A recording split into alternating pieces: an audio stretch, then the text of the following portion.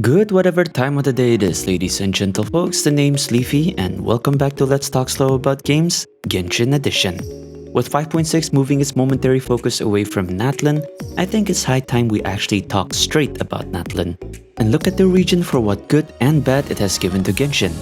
But I also want to use the majority of this video to talk about the one true flaw that Natlan brought to the fray that not only soured people's experience of Natlan, but potentially their overall experience in Genshin's future. Right, so let's summarize some of Natlan's pain points that I think were simply exaggerated due to how different the region is and due to the whole drama that surrounded Natlan's initial release. First off, we have the obvious one, culture. And for me, Natlan's use of cultural reference had just been as appropriate as to how they've been doing it with all the regions that had come before Natlan, which is to use them strictly as inspiration. Whether you like it or not, those statements of "the story is fictional, any resemblance to real stuff is purely coincidental" disclaimers are there for this exact reason. At the end of the day, these characters, locations, and events were not meant to directly represent any inch of human reality.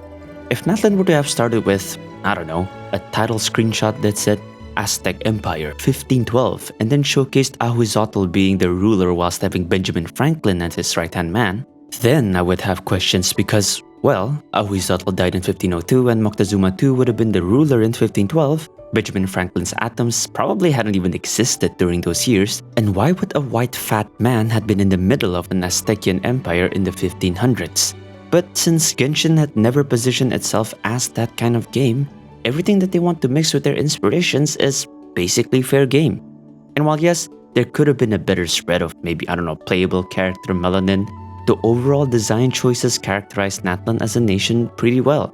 While for some of you who are still arguing that Genshin puts a better amount of attention to cultural detail when it comes to Liyue and they design characters based on their preference, well, it is the China-inspired region made by a Chinese company. Of course, their design choices are still going to inherently be majorly influenced by the roots of the people who are making and planning the game and the market that provides them the most income to continuously run the project, which, surprise surprise, would be the Chinese player base. Hoyo not delving deeper into cultural nuances is something that they do for all of the regions bar Liyue.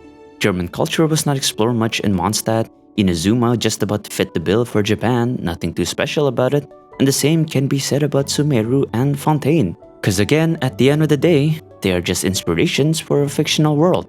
Inspiration in this case is like the Tom Hanks movie titled The Terminal, which tells the story of a man named Victor who got stuck in the JFK airport and lived there for almost a year. But the inspiration of the story came from a man named Mehran Karimi Nasseri, an Iranian who lived in the Charles de Gaulle airport for 18 years due to critical issues with his documents. Same thing with another Tom Hanks movie portraying Sully, the man who landed a plane in the Hudson River, where the NTSB were portrayed as the antagonist of the story when in reality, there was no such drama between Sully and the establishment. Inspiration simply allows creators to take an idea and mold it to their own thing. If Genshin community comments from 3 years ago can understand this notion back then it shouldn't be that hard to understand it now. However, you wanna argue that Hoyo was racist for making Natlan's playable characters lighter skinned, then go ahead. Do that, and since it's such an egregious factor against your principles, then just stop playing the game. It's really that simple. You don't like it? Just like the install button, the uninstall button is also free for you to use. I had 3,500 hours on CSGO when CS2 came out, and I pretty much quit a month later because I realized that the game just isn't polished enough for me to play it, and it also fundamentally nerfed how spraying felt like in the game, which was a big part of my playstyle, so I stayed away for my own sanity. But we know how well telling people to stop playing Genshin went for them boycotters, so I guess we can just let them have their own space of confusion. Quite frankly, I view representation and character design accuracy in modern media as a joke these days. If Black Cleopatra, Black King Edward VI, a brown Astrid from How to Train Your Dragon can exist, Assassin's Creed had you fist fighting the Pope, and even John Wayne was Genghis Khan at one point, then a few light-skinned fictional Natlan characters shouldn't draw no eyebrow raise from most people, if they aren't hypocrites. And for what it's worth, when it comes to the need of actually representing Natlan through music in real life, look who Hoyo brought in. They never mess around with getting the right people when it pertains to real-world businesses and implications. Just look at how they usually do their musical performances in real life. That should be enough for you to understand how they usually deal with that kind of stuff. Alright, enough about culture. Let's move on to the story complaints, and from what I've gathered through the various community discussions through varying internet platforms, the reception of Natlan's story is quite frankly pretty simple and, I guess, average if I were to say so myself. There are those who like it and there are those who don't.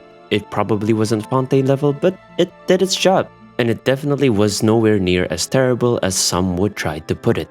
In the end, there are varying classes of reasons between liking and disliking it, and even if I try to make cases for both sides, it'll just be useless as it's just a story with equally good points and bad points. It ended up being just a matter of which one your tastes aligned with. That being said, there are several pain points that needs to be stated, some of which I agree and some of which I disagree with. I'm gonna start with the two that I would disagree the most with, which were the complaints that Mavuika was a Mary Sue and that Natlan was just chock full of power of friendship cop-outs. Was Mavuika a Mary Sue? Not the way I see it. An actual Mary Sue would have been able to just use Runova's power without any consequences. An actual Mary Sue would have been able to activate that power without the need to gather the ancient hero spirits that were required, and would not have needed a 500-year plan for it. An actual Mary Sue would have just been someone who was good at fighting and leading without any proper background that supports their abilities. Mavuika was an elite warrior sent from the past to become the person to lead Natlan 500 years into the future. She has severe memory issues due to this time jump. She still needed the help of a descender and individuals such as Shilonen and Sitlali to make her plans come into fruition. Her self-sacrificing nature is a flaw that blinded her to finding other possibilities which would truly see her survive through it all, and ultimately required Capitano's sacrifice to circumvent Runova's rules, who was pretty much critical and against her plans up until he realized that he could use it for his own benefit. Compare that to someone who's an actual Mary Sue in recent modern media. Let's take, for example, Rey, the not actually a Skywalker from the Star Wars sequel trilogy. She is a decent example of this because in Force Awakens, we began by knowing her as a forceless, yet very capable and athletic scavenger with handy snap skills. Yet, by the end of the movie, she was able to beat a trained Sith in a lightsaber duel, a weapon that she had no ability to use beforehand, and was able to use the Force without any proper guidance from a master whatsoever. Fast forward to the last movie within the sequels trilogy, with it literally only being like weeks after the events of Force Awakens, and we see Rey suddenly have enough mastery of the Force to do many things that only supremely trained Force users can do by practically being self-taught. She even managed to keep a ship on hold as it was taking off, which, to my knowledge in recent Star Wars canon, was an action that had only been done by Prime Darth Vader in the events of Kenobi. Yes, that Darth Vader. And then of course she shits on Kylo Ren again, and then she suddenly knew how to do force healing just by reading a couple of ancient texts, an ability that only very few elites in the current Star Wars canon actually possess. Honestly, Rise of Skywalker was just so blasphemous. Not only did it wasted the dynamic that Rey, Finn, and Poe had, which in my opinion was actually shaping up to being something truly fun and interesting, but it also thought that somehow Palpatine returned. Was a line worthy of a multi-billion-dollar cinematic franchise. Anyway, so as far as Mary Sues go, I can think of many others, but Mavuika is not one of them. And I feel like this notion that she is a Mary Sue was just something that was really further exacerbated by the fact that Natlan was really the first time we saw an Archon take action with such directness and capability in Genshin's story, which probably felt rather funny, especially for those who played this game for a long time.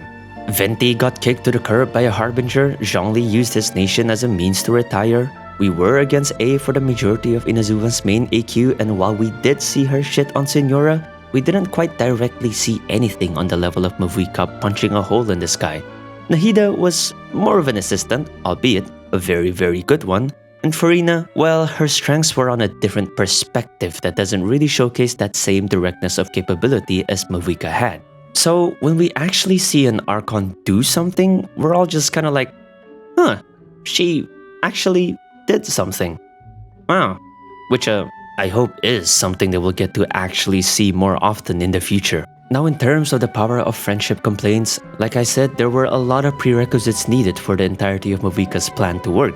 It wasn't just an, oh, my friends are hurt, I'm suddenly now strong, fairy tale type of thing. Immense teamwork was needed, a full-blown war actually happened, and sacrifices were made in multiple fronts of the story. The only instance of power of friendship that I could think of was when Natlan's fire was dying as Mavuika and the Traveler were fighting Gosoithoth and the nation prayed for their rise.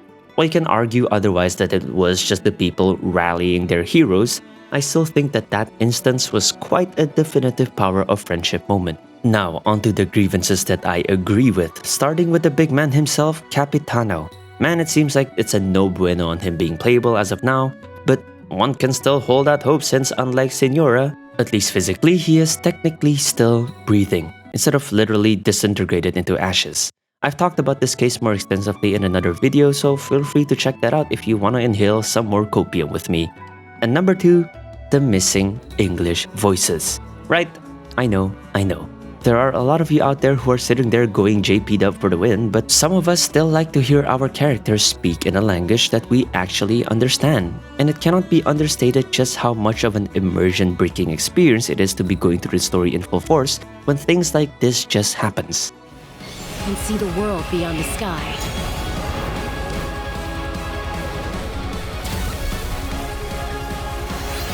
It also doesn't help that Kanich, who I'm fairly sure was supposed to have a bit more screen time than what we ended up getting from him, already had missing voices as soon as 5.1 cropped up. Which, I guess, him not getting more screen time ended up being a blessing since his voice was just cutting out of cutscenes and important dialogue sections amidst all of his other voiced peers was something that became more and more tiring for every instance that it happened. Couple that with the chaos of the drama that the SAG-AFTRA strike brought to Genshin in particular, it's safe to say that it only did nothing but to provide more sources of dissatisfaction with Natlan's overall story execution. Not that either Hoyo or the voice actors had much choice regarding the matter in the first place. Actually, the voice actors did have a choice regarding that matter in the first place, but it's kinda complicated to talk about, so watch these 2 videos if you want to know more about it. However, all those pain points or good points about Natlan are things that people at some point can either accept, ignore, or just eventually get over. The same thing that can be said about Mavuika's kit. I think the overall concept of what her kit does is generally pretty well accepted by the community. Sure, maybe we had wanted her skill to be more of a Raiden E type of thing, but what we ended up having is also very serviceable as a sub-DPS skill, especially when she is meant to be more of a main DPS. It's just that the jarring notion of her suddenly using a motorcycle when said vehicle's presence was not at all built up during the main story is what really took people out of the loop. Look, I'm down for her being an epic motorcycle lady, but it's gotta make sense story-wise. Sure, they did explain that it was built by Shilonen out of Mavuika's request, and while that's fine and all, they clearly didn't think about its presence in the overall story. We didn't see Mavuika use that thing ever until after the final battle with Gosoithoth, where it just randomly appeared under some rubble for them to ride out of the Night Kingdom. How did it get there to begin with? We didn't see her flying in with it, so did it just appear out of thin air? It ended up making it feel more and more like an afterthought than anything else. However, just like the compromises with the previous pain points, there will be people who like this design, and there will also be people who actually didn't really like the idea of the motorcycle, but still think that her kit is very much worth using despite the design disagreements. Compromises can still be made as Mavuika was far from a Deya situation, and she is instead casted into one of the 3 very strong Pyro main DPS choices that the game now has to offer. However, there is one aspect that Natlan brought to Genshin's table that I think is the true catastrophic flaw that, quite frankly, has already done quite some damage to how people are now forced to view certain aspect of the game's mechanic, which might also serve to provide more major discomforts going into Natlan's future or even Genshin's future. And that one catastrophic flaw are the restrictions and lack of freedom that comes with the presence of Nightsoul and Phlogiston. These are 2 big factors that respectively affects Genshin's gameplay mechanics, Natlan's overall exploration, and honestly developmental habits that may spell some trouble for the future of how Genshin mechanics may be developed in relation to regional releases. We'll start with Phlogiston because this one has a bit more of a history. Going back to when Inazuma was released, Genshin has always consistently applied a movement or exploration mechanic that will help us navigate the new terrains of the new regions. And as more and more region and sub-regions join Genshin's map, they have continuously found a way to make those mechanics just as accessible through any character, and they have constantly found ways to make improvements to the general usage of the mechanic. In Inazuma, you begin with the Electro-Grana, which allows you to move past certain barriers, resist against Pale Thunder, but most importantly, have the ability to use Thunder Spheres, a mechanic that allows you to zip through terrain so long as you still have an Electro-Granum attached to your character, presenting the first case of a mechanic that proved to be highly useful in traversing mountainous areas and open spaces. The Electro-Granum itself being upgradable as you go through the levels of the Sakura tree, of which its progress should coincide with how well you are exploring Inazuma itself. And then coming into Sumeru, they one-up the Electro-Granum with the 4-leaf sigils, or as many would refer to it as the Spider-Man method. So long as you can see one and you are in range, you can use these sigils to zipline through anything, all without having the need for something to be attached to you the way the Electro-Granum was. There are even cluster leaves in certain areas that when hit with Dendro, will give you more 4-leaf sigils to use. There's even bouncy mushrooms where you can improve its jump range by using Electro on them, and stamina flowers became a thing you normally see either in caves or mountain ranges. Sumeru was undoubtedly quite the advancement when it comes to exploration mechanics. And then came Fontaine, and obviously we have the underwater exploration.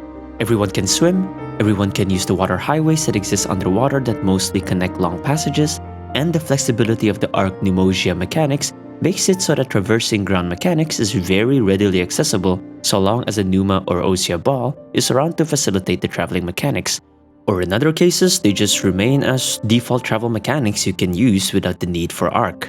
Now, the pattern that all of you should see from those mechanics is that it has no restrictions based on the region in which the characters you are using comes from. Any character can use Electro-Granum, any character can use the Dendro-Granum mechanics, and any character can swim and use Pneumosia. However, Natlan presents the first case in which a more serviceable chunk of what's special about their exploration mechanics are locked behind the skill set of their region's characters. Now, you may argue that this is solved by the fact that everyone can still use the Saurian and that there are no character restrictions there. You have to realize that Saurian usage duration of Phlogiston is put on a limit due to Hoyo wanting to better promote the traveling skill sets of their limited characters. Choosing to develop the exploration mechanics this way sets an annoying precedent where players who are not going to pull the region characters will always be stuck using the alternative that provides a lesser experience, when it has never really been a thing with other exploration mechanics that comes from the other regions. The only thing that came close to this sort of restriction is Fontaine, with characters who are from that region being the only ones who can dolphin jump out of the water. But that was more of an Easter egg or a cosmetic feature than it is a full-fledged feature that doesn't really affect anything related to the core of its swimming exploration mechanic. And whenever I hear someone try to justify this segregation of exploration mechanics by saying, "Oh, it's cause exploration is a Natlan thing, that's why they give these Natlan aspects those abilities." And that's just an excuse that I refuse to accept, because exploration is supposed to be a Genshin thing, not just Natlan. In terms of game mechanics, exploration has always been the forefront of development ever since Inazuma came out, and has always been made equally accessible to all characters and situations regardless of regional origins. Natlan absolutely closes that notion by making it so that if we are exploring in Natlan, bringing a Natlan character is pretty much a must. It takes out the general usage of simply having a genre of exploration characters the way characters like Yelan, Wanderer, Kazuha, and Xianyun used to serve other than combat. Natlan just ended up feeling so enclosed because of this specialized mechanic, because at the end of the day, those previous exploration characters are not able to benefit whatsoever from the existence of Phlogiston, further emphasizing just how alienating that mechanic becomes for general exploration means. And don't get me wrong, I loved what some of the Saurians have brought to the table in terms of exploration. Wall climbing with the Tepetli Soar, the puzzle aspects that Iktomi Soars allow you to do now, and I gotta say, when I first flew around Oshkanatlan using the Cuckoo Soar, I genuinely had a renewed sense of love for Genshin's exploration, because there is really nothing like flying through the ancient ruins and blasting through the air with the right click speed. But due to how fast you exhaust your phlogiston stamina, especially if you were to speed and try to adjust your elevation at the same time, flying with the Cuckoo Soar ended up being more about remembering or trying to figure out where the phlogiston currents are so that you can remain flying for more than just the seconds that a full phlogiston stamina bar would allow you to. It's kinda anxiety-inducing at the end of it. It also doesn't help that these Saurian themselves are segregated based on which tribes are actually partnered with them. And sure, while it canonically makes sense why this is a thing, it just goes to further emphasize how deceptive was the notion of traveling freedom these Saurians want to present, when in reality, even if we were to be in the region of Natlan itself, we will still find plenty of restrictions for us to think about in regards to which Saurian we would be able to use and where we are. In Sumeru, it doesn't matter where you are. If a 4-leaf sigil is present, then a 4-leaf sigil is usable. It's that simple.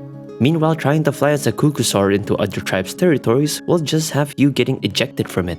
And all of these restrictions feel even worse when we move into the topic of Nightsoul, and all of the new combat mechanics that it brought that is only strictly available to Natlan characters. Let's look at the Nightsoul Blessing state, because this mechanic is really where the core of the issue stems from. The problem with Nightsoul Blessing is the very fact that it is exclusivity in its shittiest form. Within combat, only Natlan characters can benefit from it, and only Natlan characters can trigger the prerequisites needed to either activate it or to enhance its usage. There is nothing that other characters from other regions can do that will serve any purpose to helping this Nightsoul Blessing state. This problem was only made worse when Mavuika got the Acheron treatment and needed stacks of fighting spirit in order to use her burst, instead of the traditional method of using elemental energy. Sure, you can gauge these fighting spirit stack by normal attacking with all of your other characters, but trying to solely recharge her burst through this option makes for a decently time-consuming method, which then pretty much forces you to always use at least one other Natlan character if you were to want to use Mavuika as efficiently as possible. There's no way for you to prolong being in the Nightsoul Blessing state by using some smart combos with your team composition.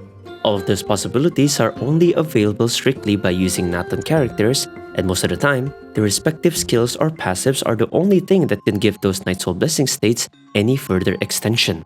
It's not like situations with characters such as Kaching and Alhaitham where smart rotational use of both their skills and team abilities will pretty much guarantee you a close to, if not 100% DPS uptime. You're just stuck with hoping that Hoyo would be able to give those Natlan DPSs passives and skills that can guarantee a 100% DPS uptime instead of actually making a team with whatever characters you want that will efficiently help that DPS achieve it. You pretty much will consistently feel like your freedom with making team comps out of Natlan characters will constantly feel limited by the need to accommodate those Nightsoul Blessings. And what's even worse is what happens when the game doesn't exactly give you a choice other than to utilize Nightsoul. Forget Abyss buffs that only helps Nightsoul characters, even several event battle stages that will essentially require for you to use Nightsoul to better complete its rewards will always feel like a pain to do. Much more so when you don't even have the Natlan characters needed to begin with. It's that absolute lack of alternative to not having Nightsoul which makes this mechanic feel like it's being shoved down our throat. More importantly, if certain Abyss levels have Nightsoul mechanics required in order for you to have a decent time running that level, whether it be because of the floor buffs or the enemies that you are facing, then it would be impossible for you to find any way of circumventing that Nightsoul requirement other than using Natlan characters. Which kinda sucks because it means that you'd automatically have to pick one of the 10 Natlan characters to use in your party instead of just having free reign to just use your normal pool of collected characters. Now, you may be sitting there and asking, but what difference does this make with Fontaine and its Pneumosia mechanic? Pneumosia is also a combat mechanic that is only available through Fontaine characters, and it has combat applications that may make it have a similar situation to Nightsoul and how exclusive it is, which is a fair question and point to bring up. But the main difference that I always like to point out is that unlike Nightsoul, Pneumosia is more of an optional component to your combat repertoire if you are using characters that have them. Sure, when used right, it can momentarily stun and limit the capabilities of several different mechs that has this mechanic as part of their combat, but furthermore than that, you can still utilize any array of themes without having to prioritize Pneumosia usage in mind. For Nightsoul, however, once you consider the usage of Nightsoul, especially for Mavuika, who you'd probably be using the most as a mainstay Natlan DPS anyway, you'd have to consider the Nightsoul mechanic for the rest of your party. I can never play Mavuika comfortably if I don't have at least Shilonen or Setlali in my party, and while I thankfully have both, it is not something that I can safely say is an option for everyone else who plays this game. The existence of Nightsoul Burst is also another thing that would pretty much curtail you into sticking with that Natlan lineup, because if you only have one Natlan character in your party, the interval between Nightsoul Burst is 18 seconds, which makes it difficult for you to effectively get passive stacks for characters like Moalani, who might need that Nightsoul Burst interval to better output her damage, which again forces you to use more Natlan characters as to reduce that Nightsoul Burst interval. I'm only very critical of this because Genshin has proven that they can have this sort of specialized mechanic without having to really force it to conform to one region only, and that mechanic was Bond of Life. This is also part of the reason why I hope that Shasnaya will utilize Bond of Life as its go-to regional mechanic, since I think Bond of Life is such a well-rounded specialized combat mechanic that already has very stable ground to stand on. Bond of Life, at least from the two characters that already has it, is so easily integrated with a variety of other party members because so far, Hoyo has done a good job in balancing how they interact with other party members and other mechanics. We have Arlecchino, who is extremely powerful, but she also comes with a risk where she cannot be healed by anyone else other than her own burst if she is in her DPS state. While it may seem restrictive on paper, this was also a necessary passive so that she can still play with buff healers such as Bennett, since a default Bond of Life application would have seen it be removed if Bennett's burst were to be used. Clorinde, on the other hand, further showcases how easy it can be to integrate Bond of Life to your team and builds, by making it so that healing received during her Night Vigil state turns into Bond of Life charge instead. You can flip around the usage of your healers to not only sustain the rest of your teams, but to also inadvertently buff the damage and prolong the period in which your DPS will be dealing damage. Plus, in Clorinde's case, she doesn't have to use her best in slot Bond of Life artifact for an interesting playstyle. My Clorinde uses 4-piece Thundering Fury, which when paired with ample elemental reactions and the elemental skill cooldown reduction makes it so that she can pretty much use her skill again after her Night Vigil state ends. We don't have these alternatives or alternate combos for Nightsoul Blessings. It will all just be reliant upon whether or not Hoyo can keep giving them passives or skill extensions that would constantly serve to compensate for the restrictions that Nightsoul brings instead of it actually elevating their kit. And unfortunately, they have established a precedence where it would always have to be a Natlan character that has Nightsoul, since lore-wise and gameplay-wise, it wouldn't make sense for the characters of any other nation to have Nightsoul, while Bond of Life had already been established to be a mechanic not strictly limited to Snezhnaya. That's kind of the overall major problem with Nightsoul. It is objectively restricting. Other things that people may or may not have liked about Natlan are mostly going to go down to personal preference and opinions, which is all fine and well. You can like or dislike whatever you want so long as you don't try to pass your opinion of things as the objective truth. But with Nightsoul, whether you enjoy the mechanic or not, you can't deny that it is intrinsically restrictive. And it is a very different case from the restrictiveness of a character's kit, like say the way Nilou's kit was designed. Sure, her passives does make it so that you can only use Dendro and Hydro to get the maximum out of her kit, but that is just Nilou herself that was specifically made for people who want to use Bloom that way. Bloom as a mechanic in itself is not at all restrictive. There are varying alternatives in using Bloom that others can still prefer to use and not have to sacrifice the usability of the mechanic at all. Heck, you can even use Nilou purely as a Hydro applicator if that is really all you're looking to have in your team. But then again, Nilou is one character, not a whole ass mechanic. There are a total of 24 Dendro and Hydro characters you can use anyway to compensate for her restriction. Nightsoul in itself doesn't have the luxury of having that kind of alternative use. Nightsoul is just Nightsoul. Nothing else can help it, nor will it allow anything else to help it other than itself. In the end, I think Natlan as a region did its job pretty well. It showcased the balance and consequences of being a nation that was pretty much in constant war. It showcased the good balance of introducing vibrant yet also contrastingly muddled and dark colors. The story delivered its message of sacrifice and honor sufficiently, and it tried to innovate with what it is that they can add as exploration mechanics to further push the game's mechanical boundaries. That being said, it is to say that they missed on a couple of fronts, but the biggest one of all for me is still the restrictions on those innovations.